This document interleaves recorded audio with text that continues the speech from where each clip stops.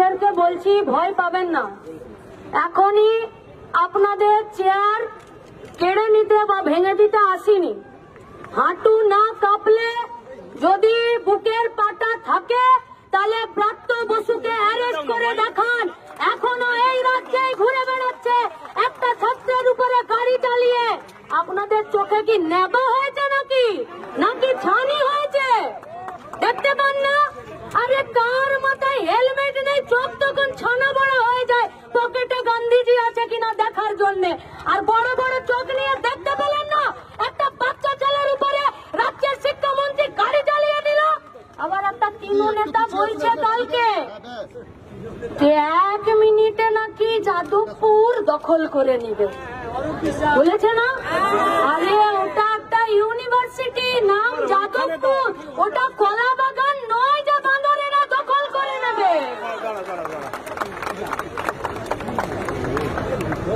গণতান্ত্রিকতা, মানবিকতা, নমনীয়তা এবং সরকারের দায়িত্বশীলতা প্রমাণ করে আন্দোলনের মাধ্যম পর্যায়ে কি হবে। দীর্ঘদিন ধরে পশ্চিমবঙ্গের কলেজ ক্যাম্পাসে, ইউনিভার্সিটিতে, স্কুল পরিচালন সমিতিতে নির্বাচন নেই। কেন নেই কেউ জানে না, अज्ञात कारण, किसी को नहीं पता। किसका मर्जी से यहाँ पर इलेक्शन नहीं होता है, किसका मर्जी से इंटरिम उपाचार्यरा आज के यूनिवर्सिटी गुलोते बसे आछे, किसी को पता नहीं। क्यों? जीबी मेंबर में कौन सा दल का कौन सा मंत्री वहाँ पर कुर्सी में अपना पैर हिलाता है, किसी को पता नहीं। वो जवाब दीते হবে না রাজ্যের শিক্ষামন্ত্রীকে, নাকি তিনি শুধু বলেই খালাস যে বেশ করেছি নিজের দলের ছেলেপুলেদেরকে চাকরি দিয়েছি? মাগনা নাকি বানের চলে এসেছে চাকরিগুলো? দিন রাত তৃণমূলের দলের ছেলেপুলেদেরকে চাকরি কেউ মানা করেছে কি? কিন্তু তার আগে তো দুটো শব্দ বসাতে হবে যে বেশ করেছি নিজের দলের ছেলেপুলেদেরকে চাকরি দিয়েছি, যোগ্যতার নিরিখে চাকরি দিয়েছি। প্যান্টের পিছনটা হলুদ হয়ে যাচ্ছে, যোগ্যতার নিরিখে শব্দটা বলতে পারছে না এ রাজ্যের সরকার। ছাত্ররা দাবি জানাতেই পারে যে নির্বাচন চাই, ছাত্ররা দাবি জানাতেই পারে কলেজ ক্যাম্পাসে গণতন্ত্র চাই, ছাত্ররা বলতেই পারে যে আমাদের পঠন পাঠনের ব্যবস্থার তার উন্নতিকরণ ঘটাতে হবে, ছাত্ররা বলতেই পারে যে পশ্চিমবঙ্গে, ভারতবর্ষে যে লেখাপড়ার খরচ বাড়ছে সেই খরচ কমানোর জন্য কলেজ ক্যাম্পাসগুলোতে নির্বাচন, আর সেখানে ছাত্রদের প্রতিনিধি তারা সেখানে কথা বলবে। এখানে অন্যায় কোথায়? কোথায় অন্যায় এখানে? কেন এই কথা রাজ্যের শিক্ষামন্ত্রী শুনতে চাইলেন না? যদি সরকার মানবিক হতো, সরকার দায়িত্বশীল হতো, সরকার নমনীয় হতো এবং সরকার গণতান্ত্রিক হতো, তাহলে সরকার ছাত্রদেরকে ডেকে কথা শুনতো। 34 বছরে এরকম হয়নি। ছাত্ররা দাবি করেছে আর সরকার কথা শোনেনি, বসে আলোচনা করেনি। চাকরি চাইতে গেলে মজদুর আর নির্বাচন চাইতে গেলে ইন্দ্রানুজ, এটা পশ্চিমবঙ্গের ভবিতব্য হতে পারে না। তার জন্যই লড়াই, গণতান্ত্রিক লড়াই। নির্বাচন চেয়েছে ছাত্ররা, এর বেশি কিছু চাইনি। আপনারা ফ্যাসিস্টিক কায়দায় সরকার চালাচ্ছেন। কোন বিরোধী মতকে আপনারা মান্যতা দিতে জানেন না, কোন বিরোধী মতকে আপনারা শুনতে চান না।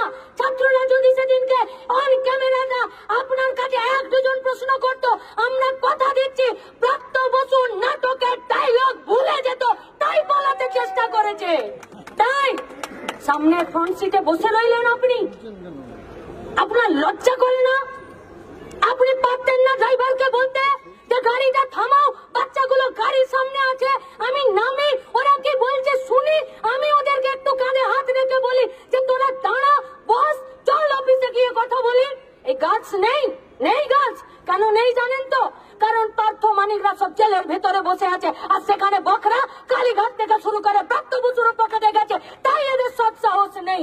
চলে গেলেন এসএসকেএমে ভর্তি হতে, কিন্তু দেখুন কত চালাক, সেলাইন নিল না, কারণ ভুয়ো সেলাইন।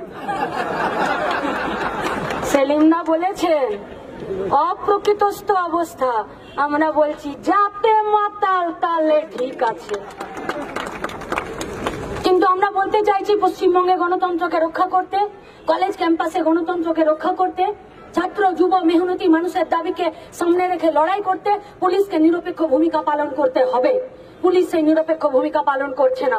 তাই আজকে আমরা জমায়েত হয়ে তাই পুলিশকে শুধু তাদের ডিউটি স্মরণ করাতে এসেছি।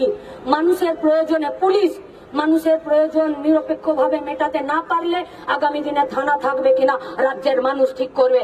যারা এসেছেন তাদের কাছে আমাদের আবেদন, যারা আমাদের সামনে মিডিয়া হাউসের কর্মীরা শ্রমিকরা দাঁড়িয়ে আছেন তাদের কাছে আমাদের আবেদন, আগামীকাল ছাত্ররা ইউনিভার্সিটিতে সমস্ত জায়গাতে ধর্মঘটের ডাক দিয়েছে। যারা গণতন্ত্র প্রিয় তারা ছাত্রদের পাশে থাকবেন, আর যারা গণতন্ত্রের বিরুদ্ধে তারা ঘরে ঢুকে থাকবেন। কারণ কাল গোটা পশ্চিমবঙ্গের মাটিতে গণতন্ত্র প্রিয় মানুষেরা থাকবে। আর আমাদের ভাই বোন ছাত্রছাত্রীদের কাছে আমাদের আবেদন, লড়ে যাও বাঘের বাচ্চার মতো, কোন হনুকে ভয় পাওয়ার দরকার নেই। লখিমপুর ঘেরি যাদবপুর